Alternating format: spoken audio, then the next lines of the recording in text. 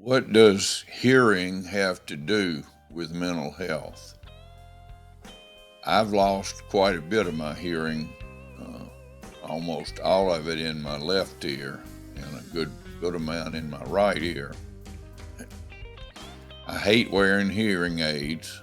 They make me crazy, no pun intended. Um, they just make me feel unwell, sort of. I can't exactly describe it, and I've tried several different ways. But what does that have to do with mental health?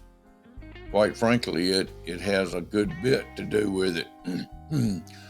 Dementia develops over a long period of time. It's not something that just happens. Most of us, some people are an exception, but most of us lose a significant part of our hearing when we reach certain ages. To some, it happens younger, and some not so young. The problem is when we lose our hearing in significant part, we find comfort in that silence and withdrawing into our own little place. It seems safe and protected. And when we get hearing aids on and they don't replicate true hearing, and I've had some really good ones. I'm looking at one right here beside me that's faithfully sitting in its charging cradle for me to hardly ever wear it, much to my wife's chagrin. We tend to withdraw, and the more we withdraw, the more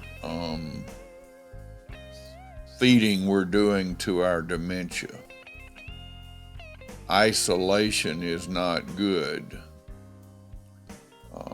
Privacy is good, and having places where we feel safe is good.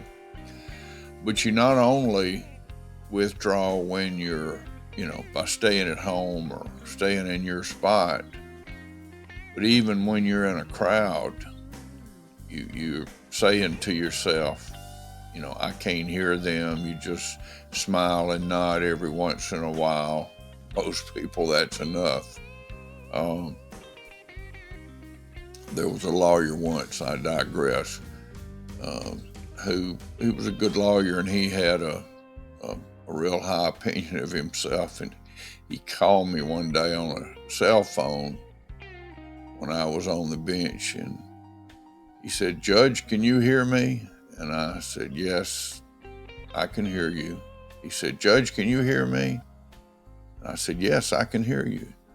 He said, "Well, I can't hear you, but if you can hear me, that's all that matters." Got out my little pocket notebook and wrote that down to read it back to him in a humorous way later. But when we're in that crowd and we can't hear what's going on, it's another place for us to withdraw.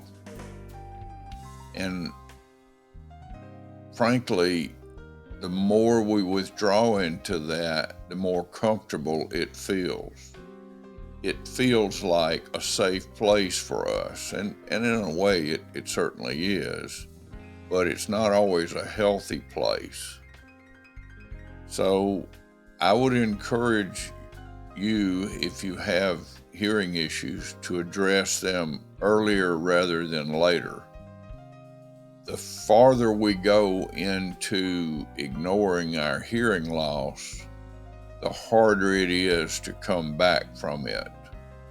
The sooner we address it, the sooner we can become comfortable with the mechanics of that, so that we don't have those feelings that I experience, either by not having them on and withdrawing, or by having them on and being really agitated. I don't know, there's something about having something inserted in your ear that just doesn't feel well. It kind of makes me feel unwell, uneasy, unbalanced.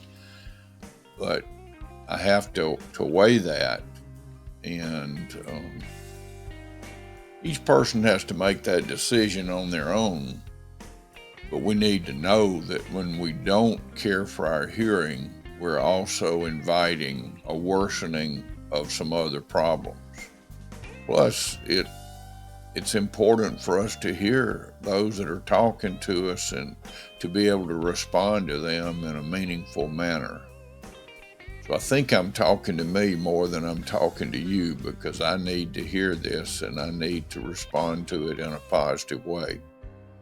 So hopefully I'm giving myself a pep talk to become better at wearing hearing assistance of whatever form it may be.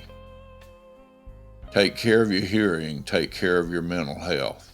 They are tied together. Thank you.